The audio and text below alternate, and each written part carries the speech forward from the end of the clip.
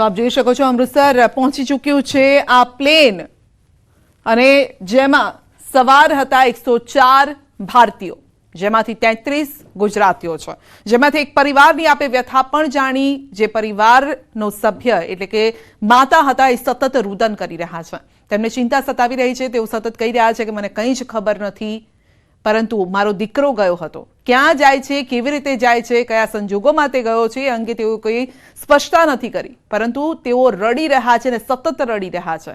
કોઈ જવાબ આપવા માટે પણ સક્ષમ નથી અને તેનાથી ખ્યાલ આવે છે કે અત્યારે કેવી મનોદશામાં તેઓ હશે. તેઓ સતત કહેતા હતા કે ફોન પણ નથી આવ્યો. જો ફોન નથી આવ્યો તો પછી તેમને ખબર કેવી રીતે પડી?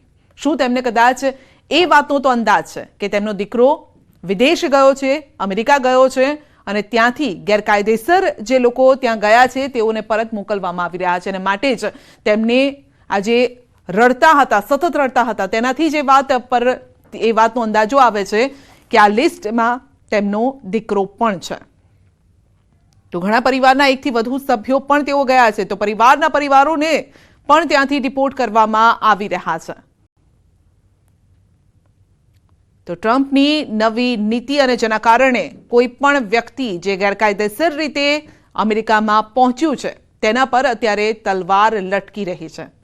104 ભારતીયો સાથે વિમાન અમૃતસર પહોંચ્યું છે. તો પંજાબના પણ કેટલાક લોકો છે, દક્ષિણ ગુજરાતના પણ છે, આ સાથે દક્ષિણ ભારતનો પણ વ્યક્તિ હોઈ શકે છે. તો ઘણા બધા લોકો છે, જેમાં અત્યારે તો 104 લોકોને લઈને આ પ્લેન અહીંયા પહોંચ્યું છે.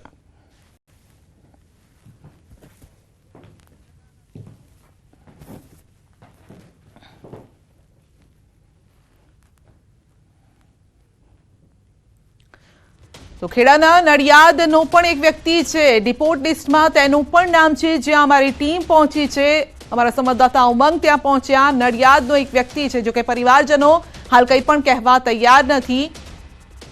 મંજીપુરા પરિવારનો આ સભ્ય છે અને તે પરિવારના સભ્યો હાલ કંઈ પણ કહેવા માટે તૈયાર નથી. તેઓ વિચારી રહ્યા છે કે કદાચ જો તેમના મોંમાંથી કદાચ કોઈ એવી બાબત નીકળી જાય જે તેમના પરિવારના સભ્ય માટે કદાચ મુશ્કેલી વધારી શકે, માટે અત્યારે પરિવારના સભ્યો મૌન ધારણ કરીને બેઠા છે.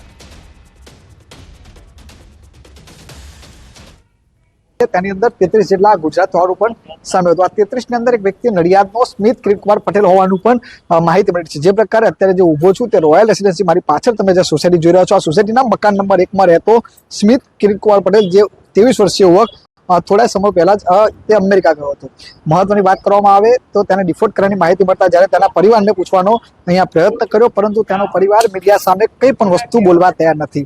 સ્મિત કેવી રીતે ગયો હતો, કોના દ્વારા ગયો હતો, કોઈ બાબતે બોલવા તૈયાર નથી. માત્ર એક જ વાત કહી રહ્યા છે, અમને કંઈ ખબર નથી અને અમારા ભાઈ સાથે કોઈ પણ પ્રકારનો સંપર્ક નથી. મહત્વની બીજી વાત કરવામાં આવે તો સમગ્ર મામલે આજે જ્યારે સ્મિત અહીંયા ઇન્ડિયા આવશે ત્યારબાદ તેની પૂછપરછ કરવામાં આવશે. પૂછપરછ બાદ જ સમગ્ર હકીકત બહાર આવશે અને આ સ્મિતને લઈને પોતાનો પરિવાર પણ ક્યાંક ચિંતામાં હોય તેમ લાગી રહ્યું છે. ઉમંગ પટેલ, ન્યૂઝ 18 ગુજરાતી. તો અમેરિકાએ પોતાની ધરતી પર ગેરકાયદેસર રીતે વસતા લોકોને ડિપોર્ટ કર્યા છે. 104 ભારતીયોને પરત મોકલાયા છે, જેઓ આજે ભારત તેઓ પહોંચી ચૂક્યા છે અને સવાલ એ છે કે અમેરિકામાંથી હકાલપટ્ટી કરાયેલા ભારતીય નાગરિકોનું હવે શું થશે? શું તેઓ ફરી વખત અમેરિકા જઈ શકશે? ભારત સરકાર હવે શું પ્રક્રિયા કરશે? રિપોર્ટ કરાયેલા લોકો પર સરકાર કોઈ કાર્યવાહી કરશે?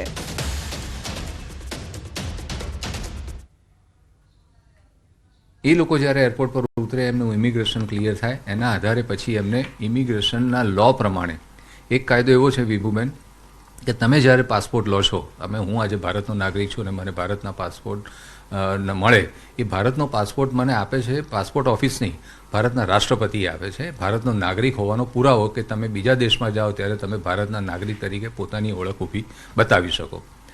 એવા સંજોગોમાં જ્યારે તમે પાસપોર્ટનું ફોર્મ ભરો ત્યારે ઘણી બધી શરતો પર આપણે સહી કરીએ છીએ, વાંચીએ છીએ, નથી વાંચતા, એવું પણ થતું હોય. પાસપોર્ટ એક્ટ પ્રમાણે તમે જ્યારે પોતાના દેશના કાયદા પ્રમાણે જ્યારે પાસપોર્ટ મેળવો અને એ પાસપોર્ટના આધારે જ્યારે બીજા દેશમાં તમે પ્રવાસ કરો છો ત્યારે તમે એક કરાર એવો પણ છે કે તમે બીજા દેશના પણ પાસપોર્ટને લગતા ઇમિગ્રેશન લગતા કાયદાનું પાલન કરશો.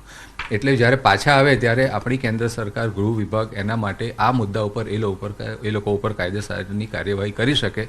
કદાચ એવું પણ બને કે સરકાર એમાં થોડી છૂટછાટ આપે, થોડી સરળતા આપે, એમની સાથે થોડો સહયોગ આપે અને એમની સાથે કોઈક પ્રકારની નજીવા દંડ કે નજીવી સજા લઈને એમને પાછું એમને અહીંયા રહેવાની પરવાનગી આપી શકે એવી પણ સંભાવના છે. સર, જ્યારે ઇમિગ્રેશન પૂછપરછ કરતું હશે, કારણ કે જે લોકો ગયા છે ગેરકાયદેસર છે, તો હવે એમની પાસે પાસપોર્ટ હશે નહીં હોય, પરંતુ જ્યારે એજન્ટો થ્રુ જે લોકો ગયા હોય છે અને જે લોકો એવું કહેશે કે અમે એજન્ટો થ્રુ ગયા છે, તો આ પૂછપરછની તપાસ છે એ છેક એજન્ટો સુધી પહોંચી શકે? પરદેશ જવા માટેના આવી રીતે પરદેશ જવા માટે મોટાભાગના લોકો એજન્ટો પર વધારે મદાર રાખતા હોય છે. હવે લાંબા સમયથી જે એજન્ટોના આધારે જે ગયા હશે એ લોકોના એજન્ટોનો અત્યારે વેરઅબાઉટ